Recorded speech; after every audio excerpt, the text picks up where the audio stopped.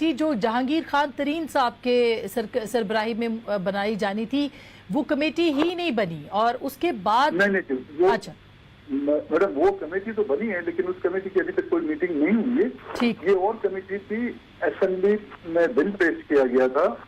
ہمارے جو پارلیمانی منسٹر ہیں علی محمد خان کہ بلوچستان کے سلسلے میں ایک تمام پارٹیوں پر مشتمل ایک کمیٹی بنائی جائے جو بلوچستان کا دورہ کر کے اور جائزہ لے.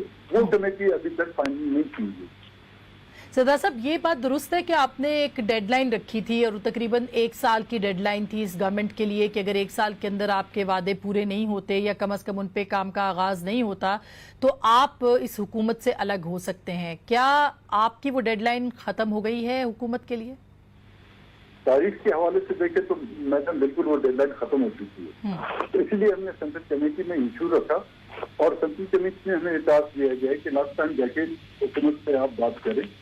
اگر ان کے لیے کوئی مشکلات ہیں، کوئی رکاوٹ ہیں ان مسائل کو سلجھانے کے لیے تو وہ ہمیں کہہ دیں، یا تو اگر نہیں تو فور جو ہے ان مسائل کو حل کرنے کے لیے کم سے کم ٹھوس اقدامات حکومت کو کرنے چاہیے. اگر نہیں کرتے تو ظاہر ہے ہم پولیٹیکل پارٹی ہیں، اپنے فیصلے کرنے میں جو ہے آزاد ہے.